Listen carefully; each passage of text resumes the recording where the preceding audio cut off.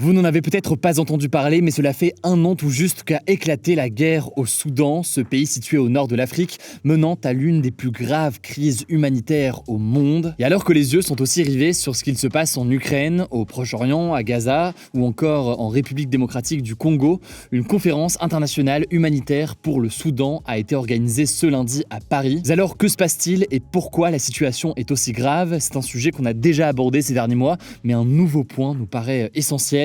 Salut, c'est Hugo, j'espère que vous allez bien. C'est donc le sujet à la une des actualités du jour. Alors, avant de revenir sur les conséquences pour la population et la situation urgente actuellement, ça me semble important de rappeler comment cette guerre a débuté. Il y a un an donc, le 15 avril 2023, un conflit a éclaté au Soudan entre deux camps.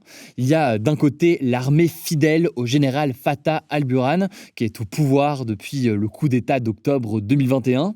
Et il y a de l'autre côté, face donc à ce général Fattah al-Burhan, il y a les forces de soutien rapide. C'est en fait une milice menée par Mohamed Hamdan Daglo, dit Hemedti. Bon, on en avait parlé à l'époque. Déjà, il faut comprendre que ces deux hommes, ils n'ont pas toujours été des rivaux. Ils ont même longtemps été des alliés. Ils avaient d'ailleurs mené ensemble donc ce coup d'État en octobre 2021 au Soudan, après une longue escalade de tensions entre le pouvoir civil et le pouvoir militaire. Ce coup d'État, il avait finalement mené donc à la chute du Premier ministre de l'époque, Abdallah Hamdok. Et suite à cela, c'est donc Abdel Fattah al-Burhan qui avait pris le pouvoir à la tête d'un gouvernement militaire, tandis que Mohamed Hamdan Daglo, qui est aujourd'hui donc à la tête des forces de soutien rapide, était devenu le numéro 2 du régime. Mais donc, il y a un an, des membres des forces du soutien rapide de Mohamed Hamdan Daglo ont attaqué Abdel Fattah al-Burhan dans l'objectif de prendre le pouvoir à leur tour. Depuis, c'est donc une guerre violente qui oppose les deux camps militaires pour prendre la tête du pays.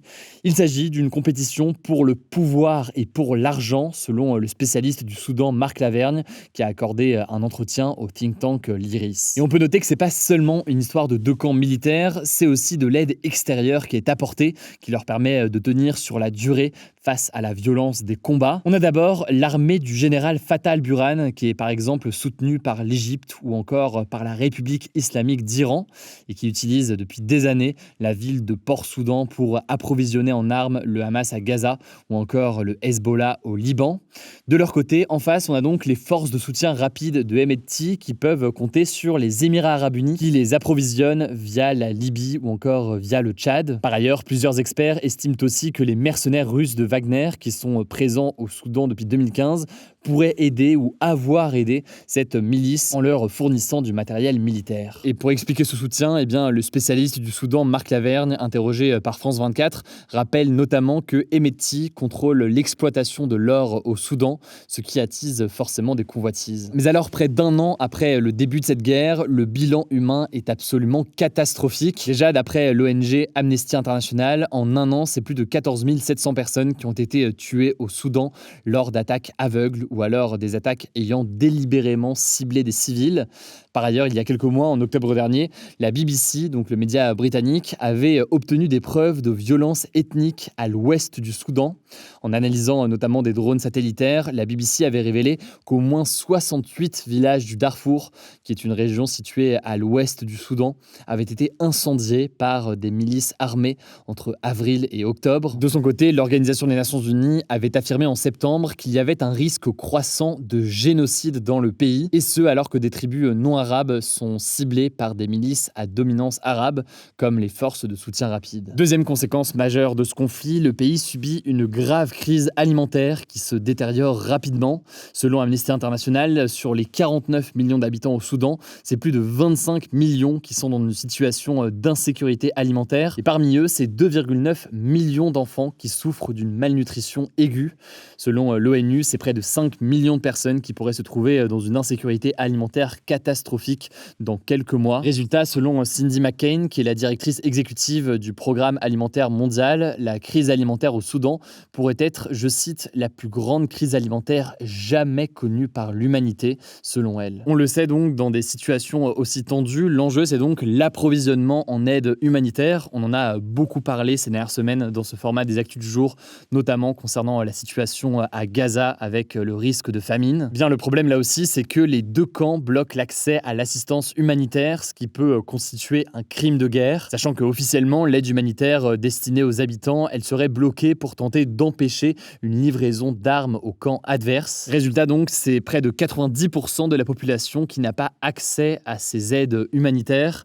Par ailleurs, en dehors de l'insécurité alimentaire, on peut parler de la destruction importante d'infrastructures, d'écoles, d'hôpitaux, de populations civiles, notamment des femmes et des enfants victimes de violences sexuelles massives, alors que les enfants sont aussi recrutés pour prendre part au conflit. Ce lundi, le secrétaire général de l'ONU, Antonio Guterres, a estimé que les attaques menées au Soudan, je cite, pourraient constituer des crimes de guerre et contre l'humanité. Par ailleurs, cette guerre elle a aussi conduit au déplacement de plus de 8 millions de personnes depuis avril 2023. Mais alors, quelle est la réponse de la communauté internationale ? Jusqu'ici, elle est assez limitée.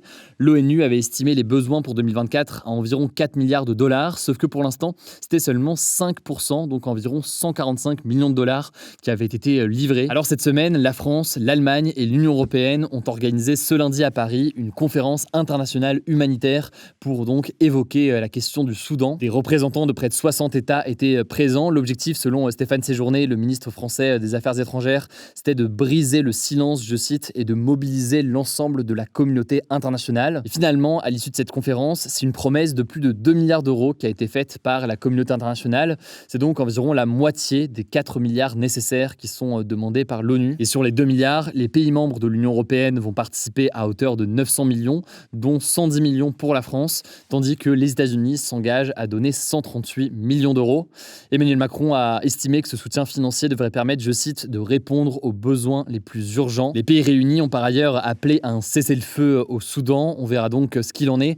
En tout cas, ça me semblait important de faire un nouveau point sur la situation, alors qu'évidemment, on continue à suivre en parallèle, évidemment, la situation en Ukraine, la situation aussi à Gaza au quotidien, avec ce risque de famine, mais aussi évidemment la situation en République démocratique du Congo. On avait fait un nouveau point il y a quelques semaines. Je vous laisse avec Blanche pour les actualités en bref et je reviens juste après. Merci Hugo et salut tout le monde. On commence avec cette actu. Le chef d'état-major de l'armée israélienne, Hervi Halevi, a promis ce lundi une riposte à l'attaque sans précédent de l'Iran contre Israël lors d'une allocution devant des soldats. Cette déclaration fait suite à l'attaque de drones et de missiles iraniennes qui a eu lieu ce samedi en Israël. Une réponse directe à des bombardements attribués à l'armée israélienne sur le consulat d'Iran à Damas en Syrie, qui a fait 16 morts le 1er avril dernier selon une ONG locale, l'OSDH, dont 7 militaires membres des Gardiens de la Révolution, une organisation paramilitaire liée au chef d'État iranien. Par ailleurs, le ministre des Affaires étrangères d'Israël a appelé ses homologues de 32 pays, dont la France, à prendre des sanctions contre l'Iran. Il demande notamment que le corps des Gardiens de la Révolution islamique soit inscrit sur la liste des organisations terroristes. À noter que les États-Unis l'ont fait en 2019. Alors Josep Borrell, le chef de la diplomatie de l'Union européenne, a expliqué dans un entretien au journal Le Monde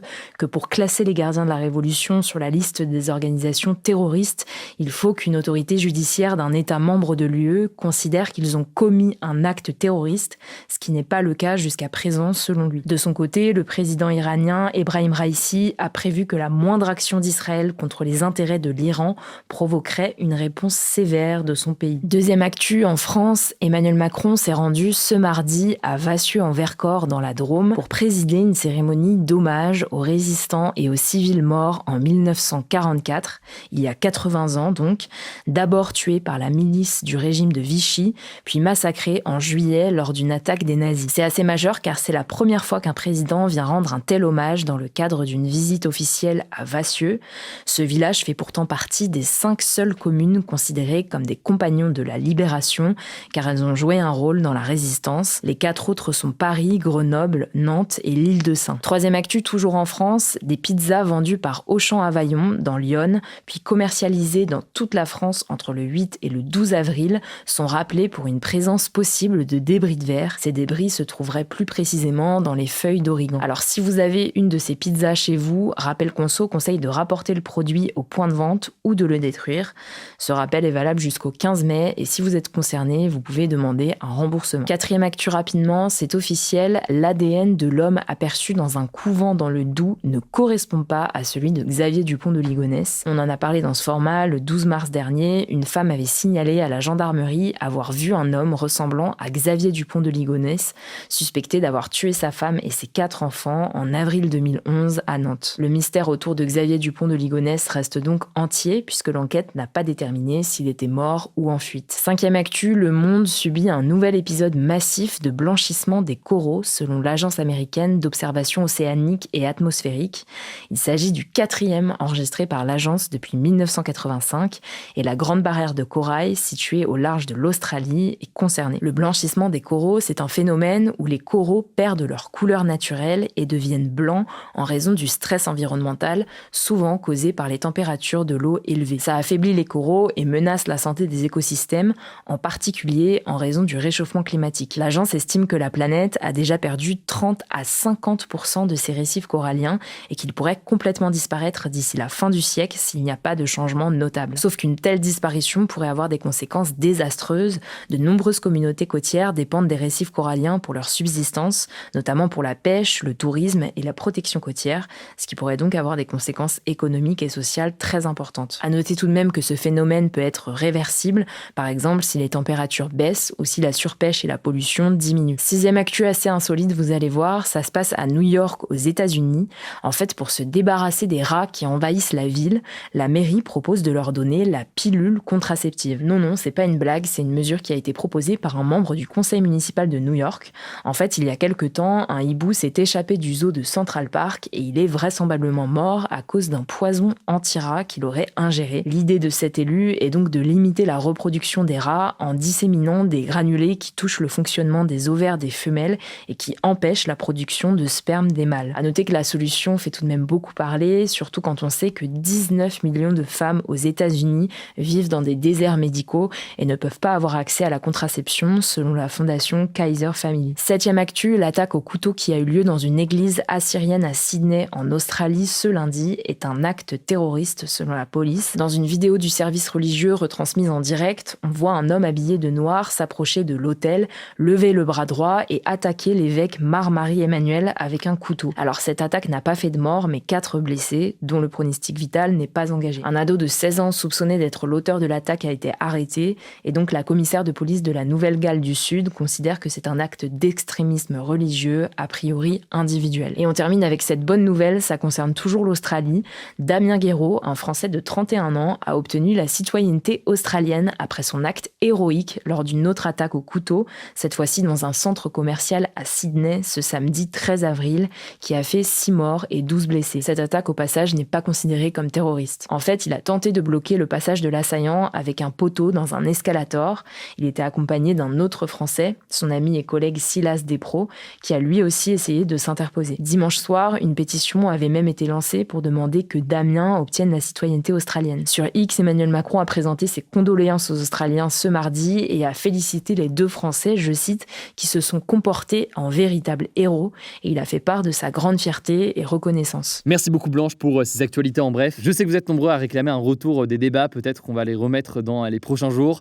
De mon côté, je suis donc encore en voix off pour l'instant. Je serai de retour en fin de semaine avec la caméra, mais je suis actuellement en reportage en Europe pour un reportage qui sortira dans quelques jours. Prenez soin de vous, prenez soin de nos proches, et puis on se dit à demain.